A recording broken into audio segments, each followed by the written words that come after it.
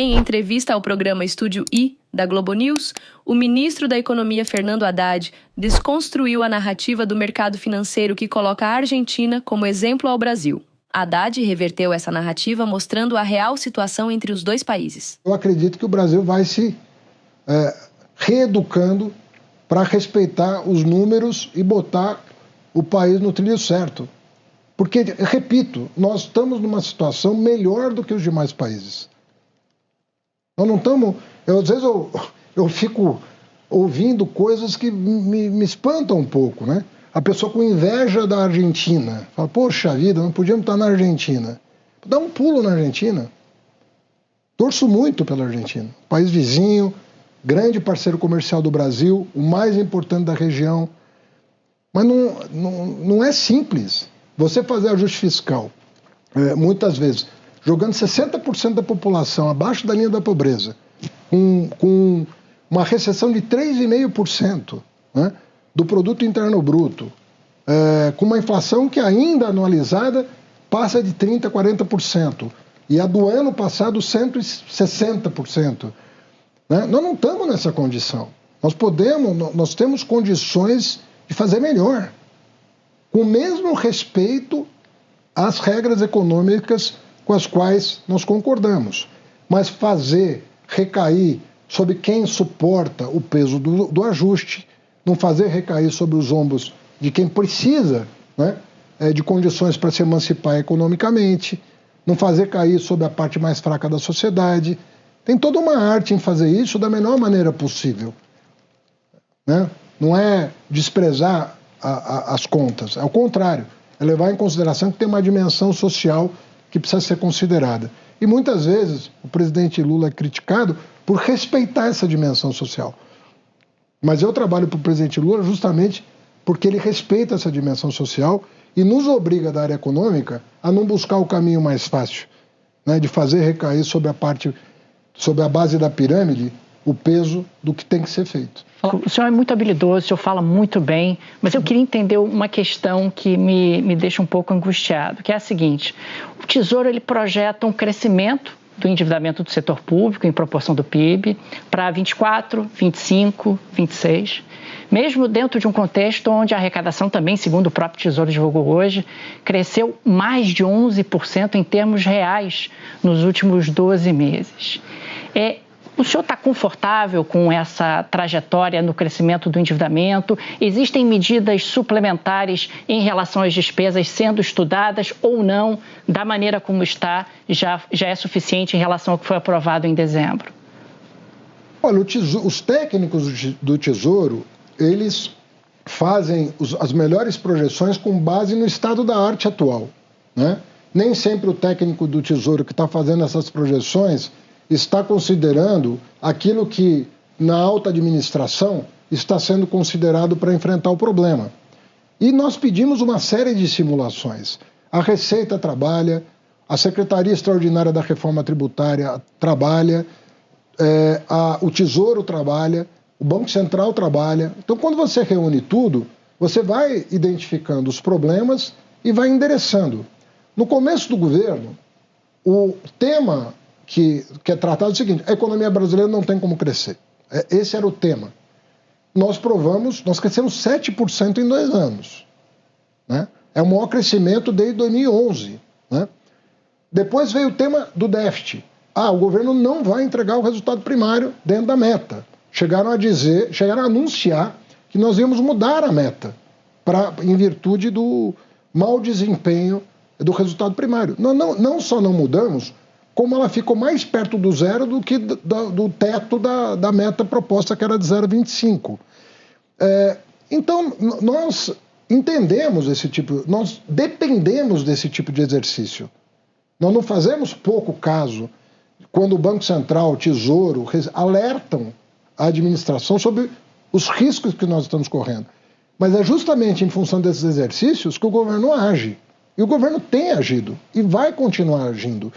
Muitas vezes, eu não posso antecipar uma medida, porque ela não está madura, porque ela está sendo trabalhada na cozinha da fazenda, para verificar se ela tem aderência, se ela vai repercutir, se ela vai entregar o resultado pretendido, ou se ela vai provocar eventualmente um problema de difícil solução.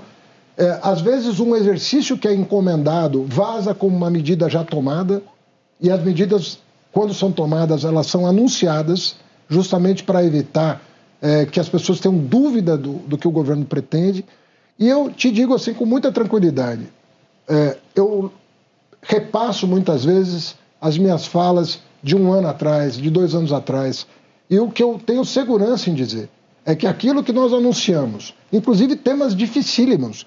Eu me lembro que na primeira entrevista que eu dei para a Miriam Leitão, no Globo, eu disse, nós vamos aprovar a reforma tributária, que é uma reforma fundamental. Você sabe que nós batemos recorde de exportação de manufaturados. Não é um assunto.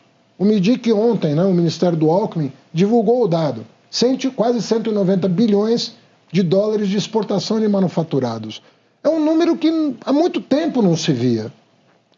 Batemos o recorde de emplacamento de carros no ano passado, recorde dos últimos anos, não um recorde histórico. O Brasil vinha patinando nessa coisa. Foram emplacados 2.600.000 unidades no ano passado.